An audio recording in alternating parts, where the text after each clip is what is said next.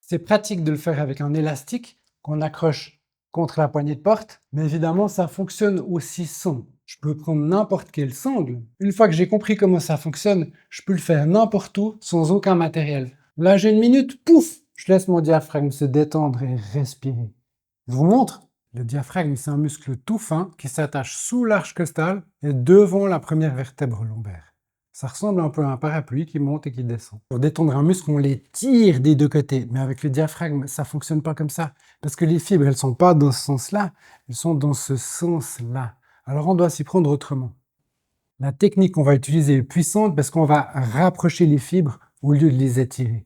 Et le diaphragme, il n'aura plus le choix, il sera obligé de se détendre immédiatement. En ostéopathie, on appelle ça une technique indirecte. C'est la technique la plus délicate qu'on puisse faire parce qu'elle demande un peu plus de finesse, mais alors c'est comme ça qu'on peut vraiment agir dans la profondeur et de manière durable. Je vais vous montrer 5 manœuvres, mais si vous n'avez qu'une minute, vous pouvez en choisir une qui vous convient. On va rapprocher les fibres musculaires plomb par plomb, on va tourner dans le sens des aiguilles d'une montre. Je prends appui dans l'élastique, juste sous le sternum. J'essaie de me détendre, de relâcher les fesses, de relâcher les jambes, de relâcher les épaules. Et déjà, ça fait du bien parce que j'ai ce soutien de l'élastique et j'ai plus besoin de tenir. Maintenant, je vais laisser mon thorax descendre et s'enrouler par-dessus l'élastique.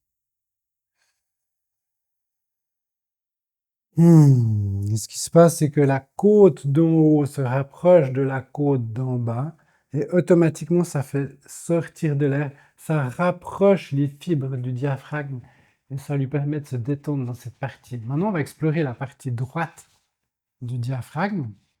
Je vais un peu plus haut que les insertions du diaphragme, mais c'est pas grave. Je vais maintenir avec ma main gauche le côté gauche du thorax et je vais faire la même chose mais en m'abandonnant dans l'élastique à droite. Là, c'est difficile de ne pas se contracter avec les jambes, avec les ischions, avec les fesses. Donc, je prends le temps de me détendre et lentement, tout en maintenant avec ma main gauche les côtes vers le bas, je vais faire comme si je passais par-dessus l'élastique. Donc, ici, ça s'étire et ici, ça va se rapprocher.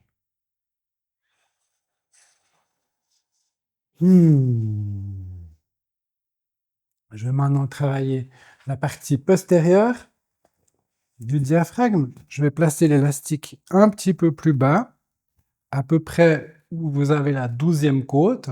Donc je prends appui dans l'élastique et je place mes doigts sous l'arche costale. Je vais m'enrouler autour de mes doigts. Mes doigts vont passer automatiquement dans mon ventre. Pour ceux qui arrivent, vous allez vous retrouver avec votre foie sous votre main droite et votre estomac sous votre main gauche. Et tout en gardant ce point de repère avec vos mains, vous allez faire reculer votre arche costale et tout votre thorax pour vous appuyer de nouveau bien dans l'élastique en arrière. Et je le refais une deuxième fois. Je viens m'enrouler. Du coup, il y a un peu moins de pression dans l'élastique automatiquement. Et je reviens. Mais cette fois, c'est la première lombaire qui va reculer. Et puis je continue mon petit tour. Je vais le faire avec l'arche costale gauche. Cette fois, je remonte l'élastique un peu.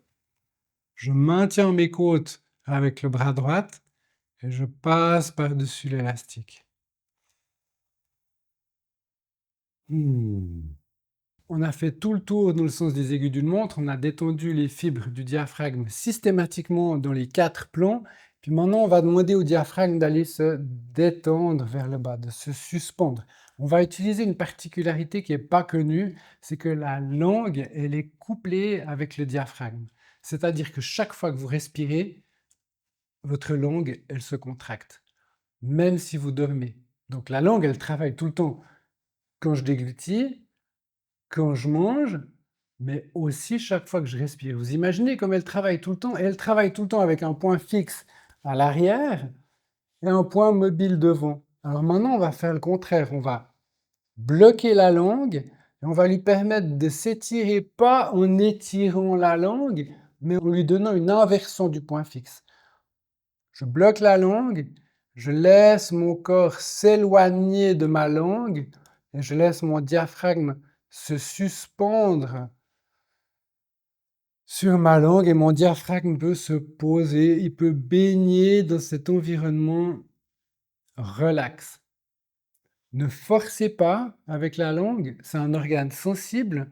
Vous pouvez sans problème tenir dans vos doigts, mais ne serrez pas trop fort et surtout n'étirez pas trop fort, ça sert à rien. Si vous sentez que ça tire, vous mettez un petit peu moins de pression, vous mettez un petit peu moins d'appui. Donc je vous montre la technique dont la combinaison qui à moi me semble la plus puissante, c'est celle où on a l'élastique derrière soi.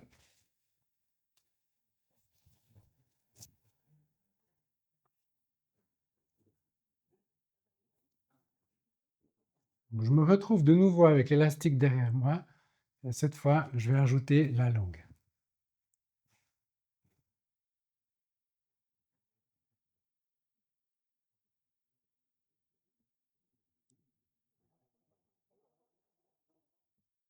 Mmh.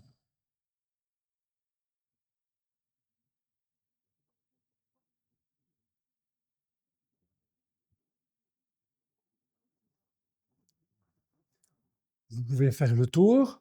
Vous pouvez tenir la langue avec une main et venir devant avec l'autre main. Quand vous êtes de côté, vous allez prendre la langue, vous allez explorer les différents angles dans lesquels vous pouvez vous détendre pendant que vous passez par-dessus l'élastique. Prenez le temps d'apprivoiser ces techniques qui paraissent simples, mais qui sont très complexes. Allez visiter sur ma chaîne d'autres manières d'aborder mon approche, parce que vous verrez petit à petit, vous construisez dans votre cerveau une carte de votre corps qui est de plus en plus précise. Et ça participe à votre santé, à votre bien-être. Je vous dis à bientôt.